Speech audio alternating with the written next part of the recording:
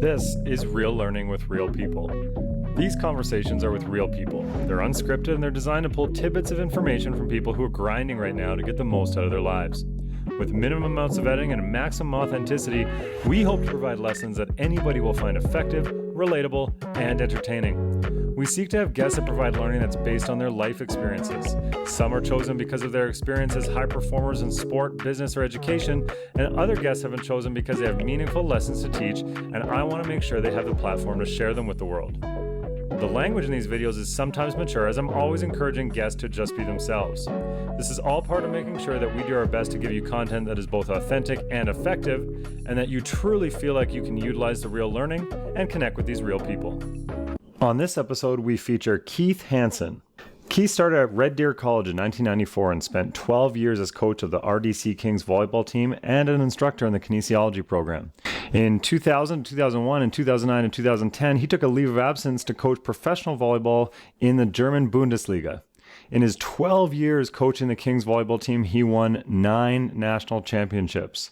From 2007 till 2016, he was also the athletic director and continues to instruct in the kinesiology department there. In my time working with Keith, I came to appreciate him as a mentor and true wealth of knowledge in sports psychology, coaching, teaching, and life in general. He's also a great storyteller, and his stories of his time learning from the Pittsburgh Pirates organization continue to have me listening, and I appreciate his willingness to share them to this day. He's one of the best guys I've ever met, and I'm thrilled to be able to provide a platform for him to share some of his lessons with you. Here's my talk with Keith. Hi Keith, how are you? I'm good. How are you, Ken? Really good today, and I can tell that you've been, and by I can tell I mean you just told me that you've been busy marking and doing stuff like that lately. Yep. No, I finally actually finished all my marking today, so grades will go in the next couple of days. So, which is anybody who's ever had to mark anything knows that it's like a day for celebration for sure. Big time. So you get to celebrate by talking to a bunch of people that are pretty excited about learning. We've had a lot of really good feedback on this so far, and a lot of the people that we've talked to have talked about storytelling and how storytelling is really important and how it's a skill that many people don't have. And so as I talked to them about that, I immediately thought of one of the best storytellers that I've ever experienced, and that was when I reached out to you to come on here. But before we go down that path, I'd like to hear a little bit about where you grew up, what your family life was like, and all the foundations to your learning and development that make you. Well, you know what? It's funny you asked that. I actually grew up in what I would say a very stable family. I was really lucky. My mom was a teacher and my dad was a businessman in the oil industry. So I actually grew up in Grimshaw, Alberta. So that's, for any of you that don't know, that's about 350 kilometers miles, 300 miles north of Edmonton. So just a small town. So like I said, my mom was a teacher. So if I go back to my early learning, I still actually remember my mom telling the story where the teachers brought her in and they actually talked to her. They said that I was probably ADHD or whatever they called it at that time, hyperactive, I think it was. And my mom argued with them that no, that's not the case. He's just a boy. He's just really, really active. And years later, she told me that story, and I went, "Mom, you might have wanted to go with them," because there was a lot bouncing around at that time. So I think that you know what, I think I was just a pretty normal kid, to be honest with you. I had lots of energy. As far as schooling goes,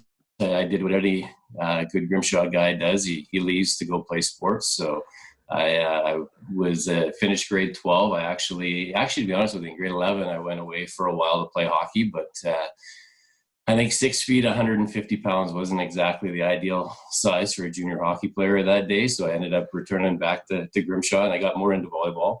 I was really lucky. We had a very, very good coach up in Grimshaw. He'd actually had a tryout with the national team just before coming to Grimshaw as their phys ed teacher in grade 8. So he kind of turned a bunch of hockey guys on to volleyball, and ended up going to Grant MacEwan and doing a business diploma first. And then I finished my business diploma and had actually really kind of gotten into volleyball at that time. And again, I made another wonderful career decision based on what team was going to be good the next year. So Red Deer was going to be good. So I decided to transfer to Red Deer College, and I actually went into commerce. So I don't know if I ever told you this story, but I'll start with the story. So I was in Math 202 at Red Deer College. And to be honest with you, I'd gone to Red Deer College just to play volleyball. And I got there and I was in Commerce Math 202, and I spent about a week and a half in Math 202, and they reviewed Math 30 in the first week and a half, and I went, this is a lot of work. Actually, I don't want that. So I went into the Gord Engel's office at that time. He was my coach, and I sat down with Gord and I said, Gord, I don't think that commerce is actually for me. What should I take? And he goes, well, I don't know what it is. So we started flipping through the calendar, and he's reading stuff off, and he got to recreation administration. He said, well, what about recreation administration? I said, well, what's that? He said, well, that's just basically kind of business and phys ed combined. Yeah, okay, I'll take that one.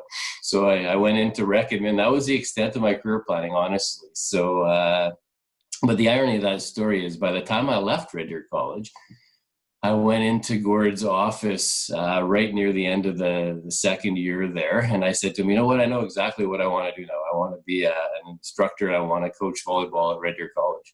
And that's a true story. So I guess I would say I found myself academically.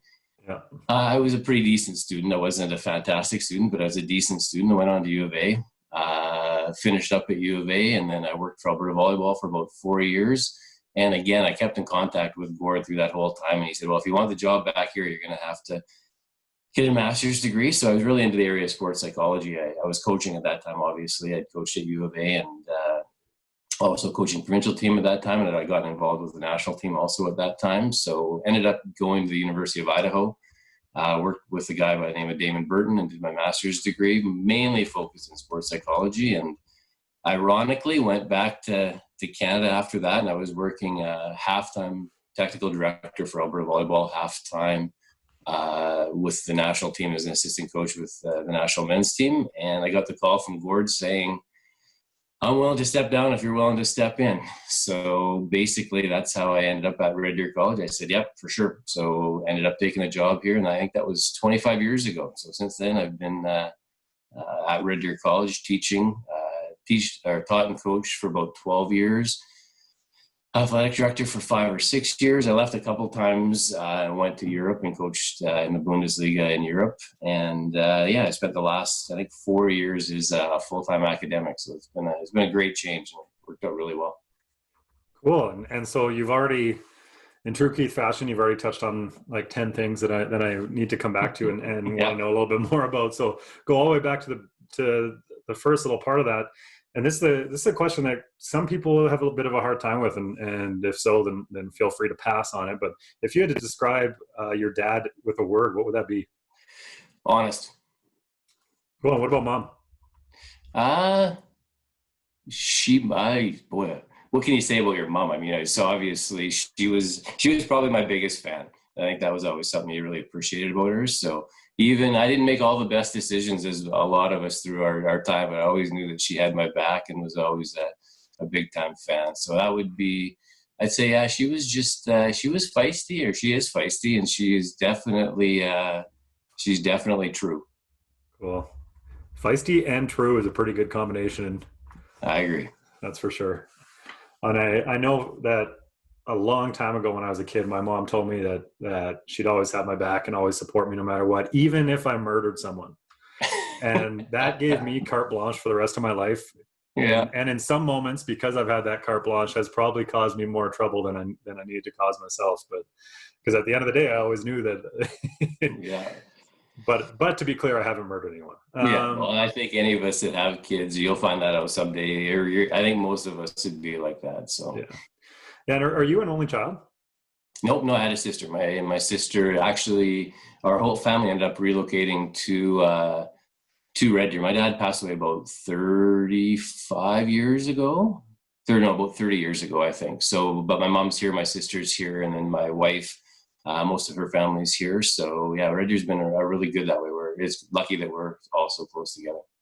Yeah, for sure. And how do you think, as you've kind of gone through, and it sounds like you had that kind of base level of just confidence that was kind of instilled in you by your parents to be yourself and to pursue things that you were interested in. Is that accurate? Yeah, I mean, honestly, at the beginning when I first was, I could still remember being in probably grade 11 in Grimshaw, and there was zero doubt that I was going to post-secondary. My mom, at that time, my ideal job was to own the Grimshaw bar. I always thought if I could own the bar in Grimshaw, I would be the happiest guy in the world.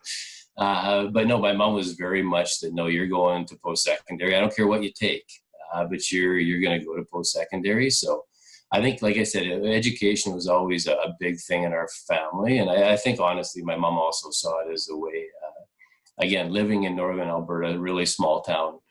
She lived in Edmonton, and she'd gone to university, and she wanted to make sure that I had that opportunity to see something that wasn't just in our like, it was great to grow up in a small town, but, it was also good to see what else is out there. So yeah, I'd say that they were always really good with them. So. And as you kind of talk about a little bit about leaving Grimshaw and exploring the big city of Red Deer, but also all the other places that you've had the opportunity to go to, you were able to find, I'm going to say, some success, serious success in coaching as well, both in Canada and outside of Canada. And do you think that same kind of small town aspect that you started with helped you in some of your coaching success? Well, one thing I think about, honestly, in a small town, you got to compete. Any of your teams are always just, I mean, everybody had to play, right? There wasn't enough people to make a team if everybody didn't play. But, even, even just simply growing up with all your buddies, I mean, it was always a constant competition. I don't care if we were playing ping pong, tennis, badminton, baseball. I mean, you played everything in a small town. Hockey. I mean, you learned really quickly to compete. And I think also, even from a coaching perspective, or from that, there was a lot of survival of the fittest, almost a bit. So there was definitely compete. And again, it was, I think, probably typical for those days. You get up in the morning and you head out with your buddies, and you do stuff and come home for supper and then head back out again. So yeah, I'd say that one of those things that probably really did come out of a small town was that learning to compete, and maybe even just to play. And I don't know if that's something that kids get as much anymore, but we definitely learned how to play and fend for yourself and just go. Yeah, and that brings up a pretty interesting point. I've often heard your teams that were successful, when I've talked to others, were high levels in terms of compete, but also highly developed. Like, not every athlete that came to play for you in your time as a head coach came in as the same level of player that they left as. If anything, almost every single athlete had quite a bit of development and growth in their time period there. And it's interesting to me that when you talk about your development and all the things that you went through to get to your end game of getting a master's in sports psych, and finding that goal that you really wanted, how that same kind of pathway of, like, try, switch, fail, try, fail, is that something that came into coaching a little bit for you? Because it sounds like it was something that was a part of your personal development. It was just that always developing, always trying to learn and get a bit more. Yeah, I think so. I also go back to one of my favorite quotes from John Wooden is, don't spend your time learning the tricks of the trade, learn the trade. And, when you say that about our players and our development, I mean, I've watched a ton of people, coaches, I've tried it. When you're looking at your team, or you're looking at even developing or helping your kids develop, or yourself, there's a lot of smoke and mirrors out there where people are trying to figure out ways and ways around it, almost, or quicker pass. But I just found that, as a coach, that every time I skipped over something, it usually bit us in the butt when the pressure was on. So, I'd go, well, you know what, we haven't quite got this figured out, but I think if we can just make this adjustment in our system, or that adjustment in the system, we can work around it. Sometimes you have to, that for sure. But I did find, or I do hope anyways, that we spent our time on the trade versus kind of the tricks of the trade. And let's face it, the trades are usually, it's just a lot of hard work most of the time. So I'd say that that's something that probably has probably been developed, or you've learned, or through trial and error, you figured it out. So I'd say that would be something that I hope anyways was part of our program, and hope is still part of the way I am now. Yeah, totally. And I think Was that something that came to be advantageous as well in Germany? You know what? I learned an absolute incredible amount in Germany because I went in. I'd spent time with our national team here, quite a bit of time with our national team. I had success at the college level. I went over there, and a lot of things. Canadians are great at training. Like that, I learned that right off the bat. You know what? I had two guys from the national team with me on my team in Germany, and Who was that? Jeremy Wilcox and David Cantor. So both played for quite a while. They were both. David was kind of middle of his career. Jeremy was just starting his career with the national team. But you know what? I learned really quickly that we train really, really well. But what I really learned over there is they play really well. And for me to figure out, I think that had a huge impact on success I had when I came back to Canada. I think that concept of, if you go back to, your baseball guys and a good friend of mine, Bernie Holiday, who works with the Pirates, he talks about the training mindset and the trusting mindset. And, playing with that trusting mindset and just being able to go play. I think that was something that I really learned in Germany. So it was ironic. I think I brought over an extreme training work ethic, which didn't go over extremely well right off the bat with some of the players. But they had a much better understanding of they knew why they got paid, especially the older pros. They got paid for playing well on Saturday, and they had that figured out as well. So what they needed to do. So I think I started off over there a little bit arrogant, where I thought I knew more than I knew. And then I learned pretty quickly that they had some things that I could really learn from. So I think that, if I go back to my time over there, I think that was something that I did bring. I did bring that training work ethic, but they taught me a lot about that trusting, how to play, how not to be stuck in that box. Because I think lots of times we're so inbred in Canada from a coaching perspective. It's probably better now with the internet, but when I was coming up, it was kind of the same group of about 9 of us that were just basically young, at that time, all young guys kind of moving through the coaching ranks together and sharing ideas, but we were really inbred. And, it was really important, I think, to get out and see the rest of the world.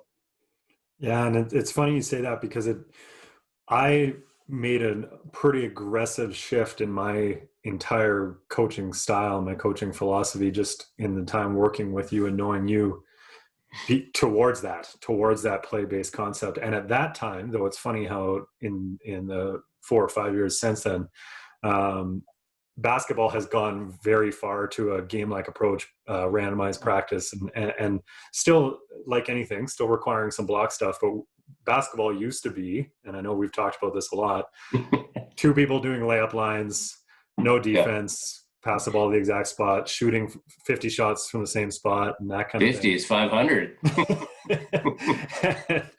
and the shooting, well, maybe we'll get a chance to talk about the shooting machine concept in a bit, but we've seen our sport now go much closer to what volleyball I think has been at for much longer. And when a few of us went down, as you know, and were able to watch Karch Karai coach and the system that USA Women's Volleyball has and how they run their practice and stuff like that, it changed everything, because it was for me as a basketball guy, because in our circles at that time, it wasn't kind of sexy yet. That play-like approach. You and I had talked about it a lot, and I was trying to explore how to use it in the totally incorrect way at the time, by the way, but I was trying to explore how to use it.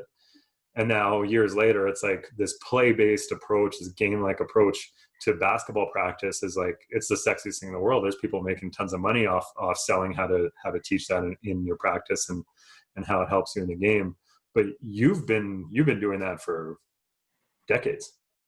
But you know what, I think, talking about that learning perspective, and you can relate to this, I'm sure, your first year at the college, but my very first year at the college, I got my workload, and one of my workloads was teaching motor learning. And at that time they asked, can I teach motor learning? I'm like, yeah, of course I can teach motor learning. I'd never taken a motor learning course in my life. Yeah. I'd kind of come through the psych side of things and the rec admin kind of things. So anyways, I taught motor learning for probably my first 4 years at Red Deer College. And at that time we used a textbook. Schmidt and McGill were the 2 motor learning experts, and Schmidt was kind of the textbook that I chose to teach that class. And you know what? It was really interesting, is a lot of what we're talking about now And a lot of how you said, like the play part has gotten sexy and all that. And Schmidt was saying that, well, it was 25 years ago. Yeah. I mean, he had blocked and random. He talked about the importance of random. He talked about decision making. He was way ahead of his time, or maybe he wasn't. Maybe we were just way behind the academic research. So I do think that was something that probably the best coaching development I had, or one of the best coaching development periods for me, was simply learning actual motor learning research. And when you apply that research, you'll find that basically a lot of those concepts are there. Of course, we need some blocked. Of course, we need to make sure we have repetition. But I mean, he was saying 25 years ago, repetition in game-like situations where you're developing your technique and your decision making. And I think I even grew it into, trying to develop technique, trying to develop decision making, but also incorporating some kind of psychological development within the drills and practices. I think that was, I think that was part of the reasons why we were successful as well. But like I said, it's quite funny that really, if we would have been reading the research, we would have been way ahead. And actually, another funny story from that is when they went to Part A, I think it was Part A and Part B in the National Coaching Certification Program, when they brought out those manuals. Might have been even one manual before that. I remember reading it and thinking, they've taken all my stuff. Like, this is all the stuff, like this is exactly what I've been teaching for the last umpteen years. I'm going, man, they took all my stuff. And then I looked at the references, and the references were Schmidt. And I went, well, they didn't take my stuff. I was just his stuff. But so anyways, I think that's something that, if you're looking from a success perspective, I do think that, sometimes we've gone too far with the game teaching the game, right? But kind of keeping those motor learning principles in play, I think, has been really important, or is really important. Yeah, and that's an important point. Is you can definitely go too far. I'm sure I have some athletes who played for me in my time at the college where they're like, we're just running around like chickens with our heads cut off playing, because Ken wanted to have a game-like practice that day.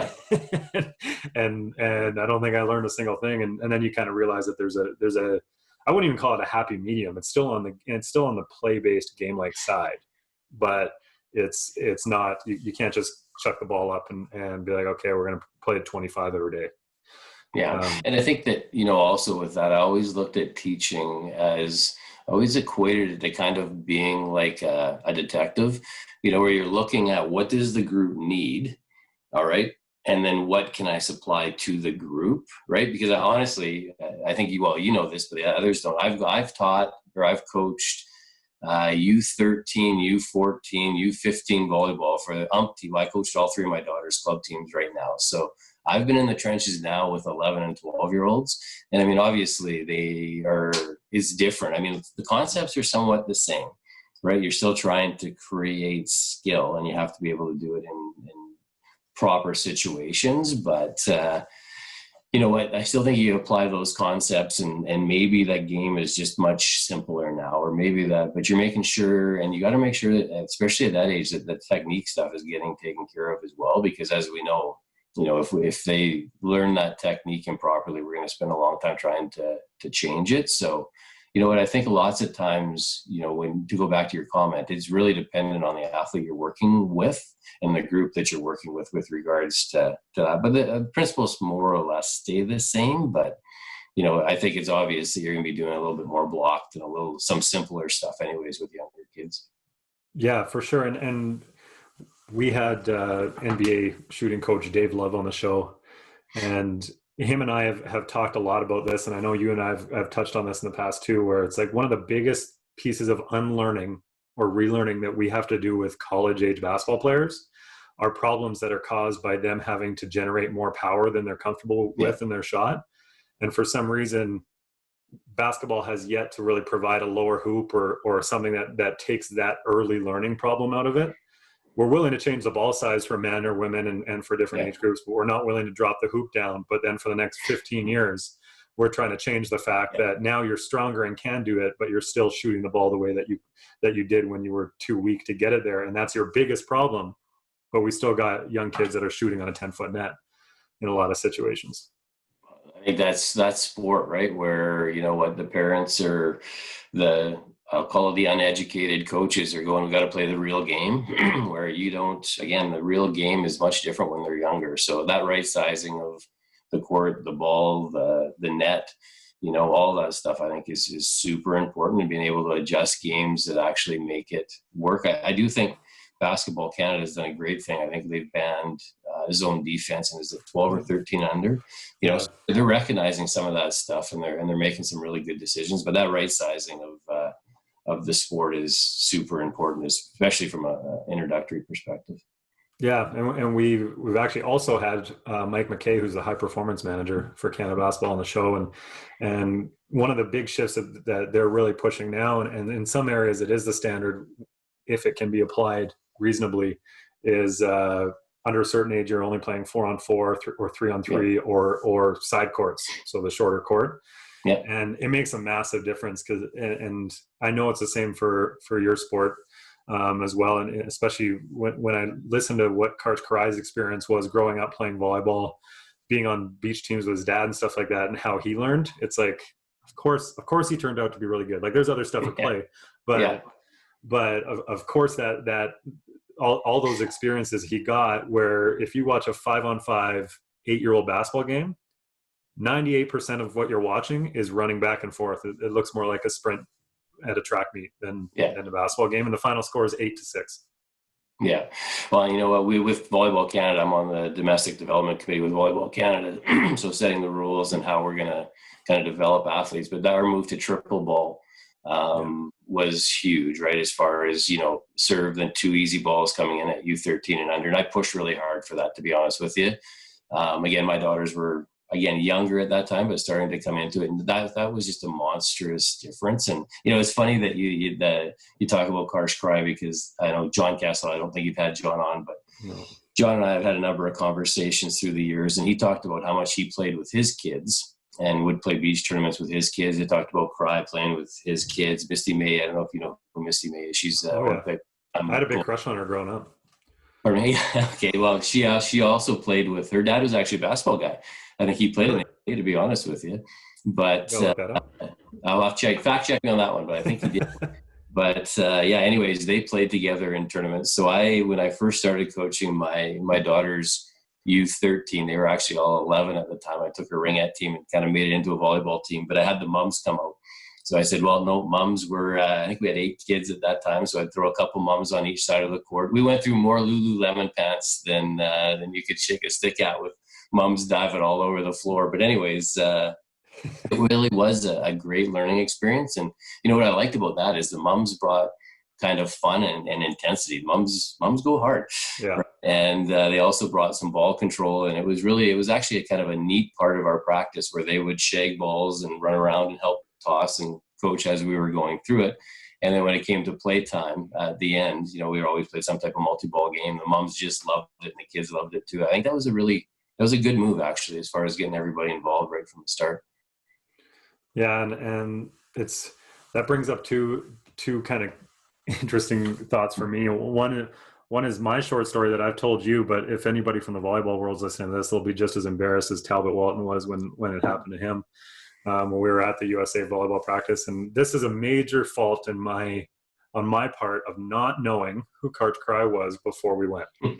I didn't know, and I'm sorry, but a lot of the time that we were down there, I didn't fully know that the first day who he was in the gym either at first. Like, there's a lot of people in their practices, and he comes over to me and asks me if I can be a catcher.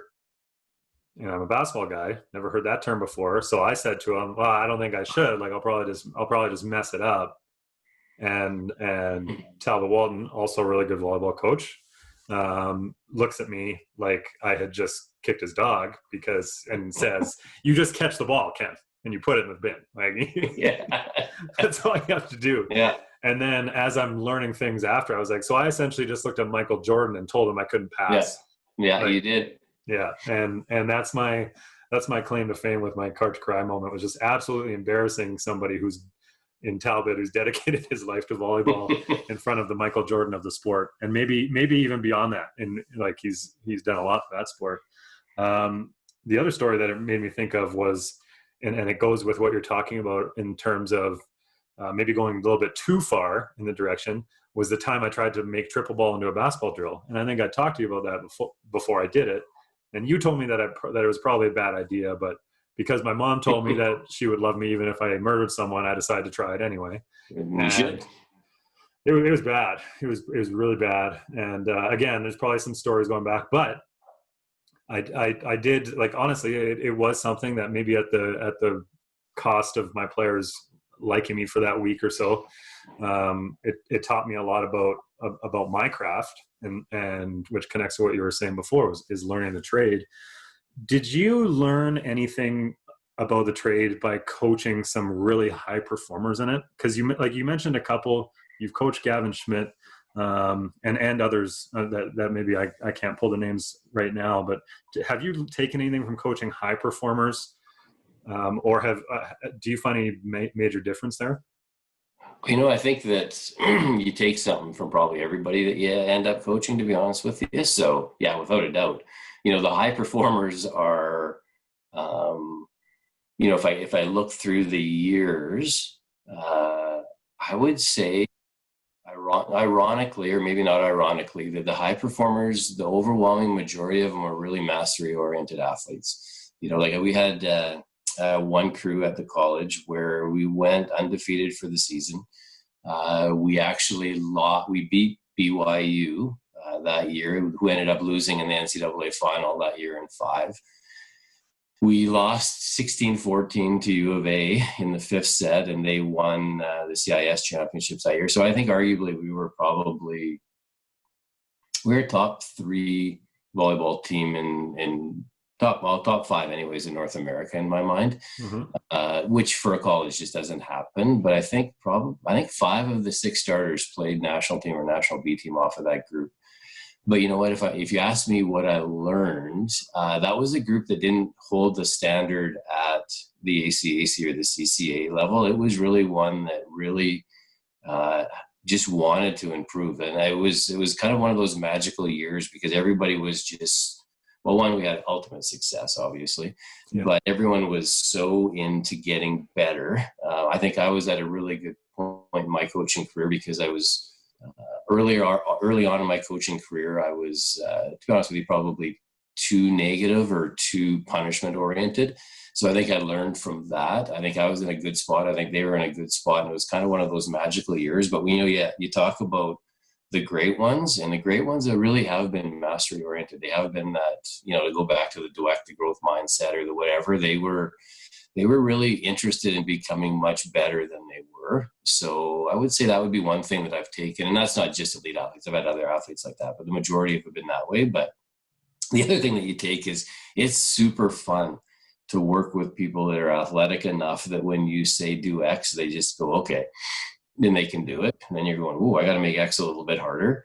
But yeah, that's when you work with those type of athletes that are, international level athletes, it's incredibly rewarding.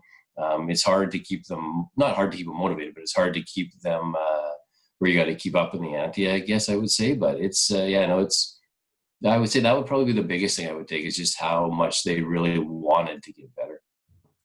And I would imagine that combining that pursuit of mastery with what I would think would be a compete level that you probably don't have to push that much. Yeah. I mean, I think that time I was doing a very good job at that time of making sure that overwhelming majority of the drills had really good success criteria. So the athlete knew what they were trying to accomplish. But also, when we get into the drills, we actually kept score often. We had 2 different scores, where one, we had the score of the drill, the normal score, and then we also had a do right score. So we had one of the coaches just sitting on the side, and when we were working on a certain play, or we were working on a certain technique, middle blockers, larger step, whatever it might happen to be, we actually kept a do right score just so we could make sure that we were actually doing stuff right. Because often what happens when you go to straight compete is people go with what's comfortable, right? What they've been doing. So you're asking them to make a change, but you're also asking them to try to win, right? And lots of times the two don't go hand in hand. So we tried to, keep it where we were super competitive, but that do right score was good because it, again, I think forced us into doing things the proper way. And can you explain what that do right score would look like? Just give an example. Well, let's say we're doing a wash drill where you had to be a total of, it could be a possibility of 3 balls and you had to win 2 out of 3 in order to get the point. That would be just the normal scoring. But let's say we were walking or working on the middle blocker in a read situation. So each time the middle blocker didn't jump with the other team's middle blocker on a good reception and made a good close to the outside, they get 1 point for do right. Right. Or let's say the setters, we were trying to create distance within our offense. Well, if the ball got passed to the right-hand side of the court, they set speed to the left-hand side of the court, or vice versa. And then we would keep a score on that too. So that basically at the end of the drill, we would be able to, we'd know if we won or lost, right? But we'd also know whether or not people were actually doing the stuff that we were trying to have them do within the drill.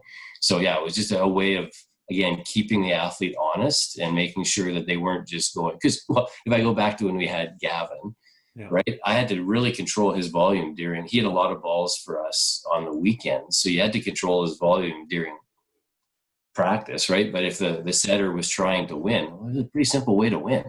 Right? Just run the middle block, keep setting Gavin going back, right? So we had to do things like that to make sure we were doing things properly in practice. Right. And when you talk about starting to instill those concepts both in the high performers, but also in the team as a whole, year after year after year, you've also clearly done that at a pretty high level because your coaching tree is pretty large. And you've got some coaches in there that have had a pretty high level of success as well after working with you, either as an athlete or a coach or both. Is there anything in particular that you feel, because you have to be a good teacher, I think, and coaches and teachers, a lot of times the term is used interchangeably, and I think that's fair. But you can really judge somebody's ability to teach, not just by the athletes they produce, but also, I believe, by the coaches that they produce after the fact. Do you think that you've had any particular strategy in coaching other coaches, or is it really the similar concept to how you teach and coach players? It's probably like everything. It's probably a combination of both. But I would say, well, I think I go back to me, I had what I think were very good coaches coming through when I was in high school and then to college, and I think that helps create a love for the sport. Right. So I think that I'm hoping anyways that I have had a ton of athletes that have gone on to coach. And I would hope that a lot of that would be, the creation of that love and that appreciation for the sport. I don't also kid myself. I mean, when you win, right, when you're successful at something, it's a lot easier to love it. And it does. I mean, the research shows it increases intrinsic motivation when you're successful at something. So I think the fact that we had success probably also helped them develop that intrinsic motivation. I would hope the fact that we were well planned out and structured allowed the athletes to kind of see how it can be done and kind of help create that. But I would guess that the number one reason why we had as many coaches or people go into coaching is they really did develop that love for the sport. And then through that love for the sport, I think, and also knowledge, right? Then opportunities open for them. They want to give back, or they enjoy being around the sport and being around other athletes. And again, I think it kind of creates a little bit of that snowball. Yeah, for sure. And what you just said brings up a question for me that has honestly, it's been something that I've experienced in the past where I'm very passionate about my sport. And sometimes actually there's a lot of times for all coaches where the people you're working with, their passion level doesn't match yours. And I'm not trying to disparage any of them. I think that probably there's a lot of moments where my want and my commitment, that kind of thing, is maybe too far on that top end in that moment. And it's just an unrealistic expectation. But do you have any advice for moments or relationships, I guess, where you're trying to almost pull that person to your level of passion, if that makes sense, or desire? Or is it just like it's a wash? Well, I think that, one of Ron Thompson's a good friend of mine, but I remember we were having a conversation, just actually probably 6 months ago. And Ron and I kind of grew up together in the volleyball world. He coached at Grand Prairie College. I coached at Red Deer College. We're really, really close friends, but, and he's his daughter, they've won provincial championships. His daughter's 1 year ahead of my oldest, the last couple of years in Alberta. And, he made that comment about, I always tell the athletes, I'll never go away. Like, I will never go away. If you're not doing it properly, I will never go away. I'm never going to give in. I'm going to keep asking you to do it better. Now, he does it in a very respectful fashion, obviously, but I don't know if you can necessarily pull somebody along as much as you can set an example of what you think it should look like, and you can take care of yourself, and you can make it, if you can make it enjoyable. I've always said athletes don't burn out, they bore out. So I think if you can make it where the athlete feels like they're learning, feels like they're getting better, if they can feel your passion, I mean, they may not match your passion, but I think that you can make them a little bit better, and you can make them kind of buy in a little bit more. So I would say that, you have to, it's no different than teaching we taught together at the college for a long time, right? It's the same thing. You get students in there that are not really that into the class, and all you can do is do your best to present a class in a really, entertaining and fun type of, not entertaining and fun, entertaining and knowledgeable type of way, and hope that they come along. So some do. But I found it normally in sport, if you can make it, where the athlete really feels your passion and your positive energy, and they want to kind of match that or kind of come along with it, let's face it, you're not going to get a 14-year-old to necessarily have the same passion that I might have, but you can sure help them get more. So I would say that, you should spend your time worrying about, making sure you're presenting something very well. And then most of the time they'll come along, they'll get more passionate anyways. Yeah. It's almost like, to link two of those concepts together, it's almost like mastering being a passion giver, like being able, just constantly trying to, wherever they're at now, trying to get just that little bit more. Yeah. Well, and I think if you're excited, that's contagious, right? So if you're there, which, that's the one, it's funny. I think that's the one spot in my life I've always felt there. When you're in the gym, you talk about the fact that, let's face it, now you're wherever you grab your phone, you look at it, you're doing whatever. I found it where it is unbelievably easy to simply be present for 2 hours within a practice. And I don't know, that's probably something that's been trained a little bit when you spend that many hours in practice. But I think if they can feel you being there, there's a good chance that they'll be there as well. Yeah, and you've got a really good quote for that. I don't know if you found it from somewhere, but I have it. I don't want to pump your tires too much, but I have your quote for that written in multiple spots. I have it on different practice plans, and I use it with different teams. Do you know which one I'm talking about? The one that you use for presence about your head and your feet. Oh, sorry, you just cut out there. Sorry, I didn't catch what you just said. The one about your head and your feet for being present. Oh yeah, make sure your head is where your feet are. Yeah. Right. So you know what? I totally stole that from Bernie and the Pirates. So again, I have been lucky enough to go down and work with the Pittsburgh Pirates baseball team and Bernie Holiday a number of different times when I've watched him work with athletes, and probably more so even with coaches. But they actually had a T-shirt where they had stick men, and they had one head was behind the stick man, one head was in front of the stick man, and one head was on top of the stick man, and it said, "Is your head where your feet are?" Yeah. And I just think that's super important, especially in today's society. I mean, it's probably always been that way, but right now we have, I think, just with electronics, we've gotten we have a lot of electronic soothers going on right now, and I think that we're not the best, including myself, at being, there. So no, I think that's one that, and I don't know why, but the gym has always been a place for me personally where that's a really easy thing to have happen. So I don't know, that's probably a little bit of training, but, and probably not having other things you could think about helps as well. Yeah. And that really has always spoken to me a lot. And I had a period where I didn't have that ability to be present, where I wasn't feeling that passion anymore. And as you know, I left. I needed to go find something else, and not something, and it wasn't anybody's fault. It was like, there's no blame to be placed there, but it was really one of those things where the day that I was walking in the gym and I no longer could have that presence and feel that excitement to be there, it became something where I had to go seek out a situation to reignite that and find that again. because it just wasn't fair to anybody involved, really. And I think that that's probably something, in my opinion, that happens more often than people are willing to admit, because they don't want to. And I've had this conversation with another guest where you don't want to be the person that didn't want it anymore. Yeah. But it's also not realistic to think that everybody is always going to enjoy that situation every day forever for a variety of reasons. And I'm curious about if you've ever had one of those moments where in honestly, not even necessarily volleyball but in any area of your life where even just for a blip on the radar, you lost it and had to get it back. Oh, without a doubt. Honestly, when I stopped coaching the college team, we were on a run. We'd won 8 national championships in a row. And bit of a run, yeah. I knew that I just had lost that intensity. So, and it wasn't even so much in practice. I didn't have a hard time finding it in practice.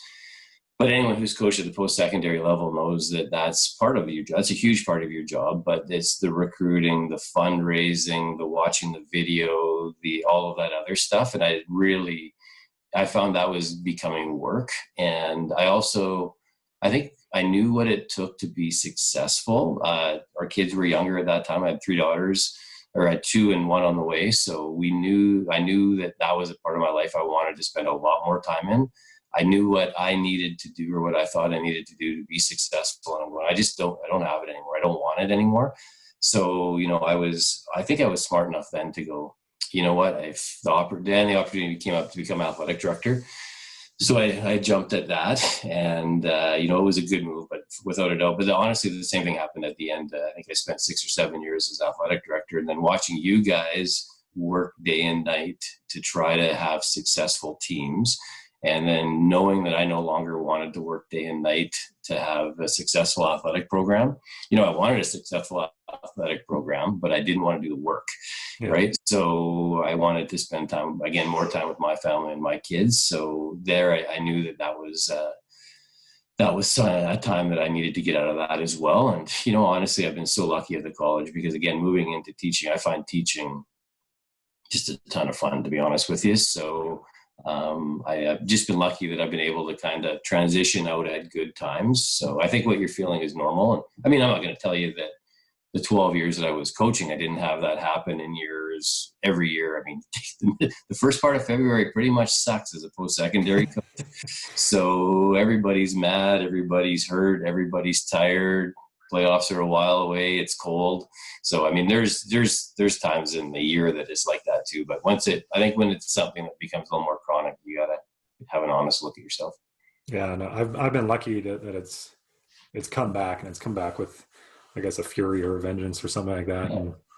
Good. And I think an important point there too is that it's really about being willing to make a change when that happens. It doesn't necessarily need to be like we're talking about choosing to completely change the situation, whether it's stepping down or stepping into a different role or something like that. But the change could also just be maybe, I tried these things, and this was how I knew that it wasn't going to pan out in that situation. But maybe you change your practice structure. Maybe you change your approach to your day and your routine and how you're caring for yourself, or that kind of thing. And I think that I know people who they're, and this is definitely not just for coaching. They've lost that fire for whatever they're doing, their job, coaching, a relationship, working out, like all that kind of stuff. But they just keep doing it in spite of that loss of passion. And one of the things that we really try to push with the Boost Institute stuff is, in our belief, passion is the foundation of all learning. And so if that gets taken away for any reason, then change is required, not just advised. Yeah. And you know what, I think that I spent, I graduated university in 89. I think I spent probably, I think I was right around 10 or 11 years in a row where I had coached post-secondary, and then I started off doing provincial team in the summer. Then I transitioned over to doing national team. So either I did junior national team for a couple of summers, and I did senior national team, youth team. And basically I went year round for probably 10 or 11 years. And I then made the decision that I was just going to go just with my college team. And I did a provincial team. I'd go in for a couple of days in the summer as a guest coach. National team, I maybe did a couple of little tours, nothing major, but I really took that 4 to 5 months off from the coaching perspective. And that was a really important move for me personally, because that, again, and I know I talked to you about that as well, because I do think that when you're doing something year round, certain people are wired that way, they can do it. And I was wired that way for a while, but I think understanding how to put a little bit of that, I don't know about balance. I don't know if balance is the right word, but just making sure you cycle things properly, because you're going to have, where you're going to go 7 months of the year crazy, stupid busy. Mm-hmm. And then to have a couple of months where you can kind of slow it down and pay yourself back a little bit, I think is really important. Yeah. And that's, again, I think I've said this probably 2 or 3 times now, but you were definitely right. It took me years to actually heed the advice, but I've made the conscious choice now in terms of my personal philosophy around coaching, that when I go back to head coaching, it will be just that wherever I go will be my only focus. We're going to cut out some of that off-season stuff, not the off-season stuff with my team, but my program is my coaching life. And maybe you do guest coaching and stuff like that here and there. But I would agree with you, again, now hindsight being 2020, that the year-round thing is just, it is sustainable for some. I don't know how, but it's not sustainable for me. Yeah. Sure. And, I think being honest with yourself on that is and what becomes hard is, as you become better, those opportunities become better. And now it's not sleeping on a gym floor with a provincial team. Now it's going to a certain event with a national team. It's hard to say no. Yeah. But I do think that understanding, yourself becomes really important from that perspective. Totally. And I think that's a really good way to kind of round out the whole conversation. And it's touched on a lot of different stuff that I think speaks obviously to volleyball coaches, but it's honestly just like a coaching and learning concept that a lot of this stuff is going to stretch well beyond the volleyball world for sure. A couple of questions that I have for you that I ask everybody. The first is, if somebody really wanted to connect with you and follow you on social media or anything like that, where would they go?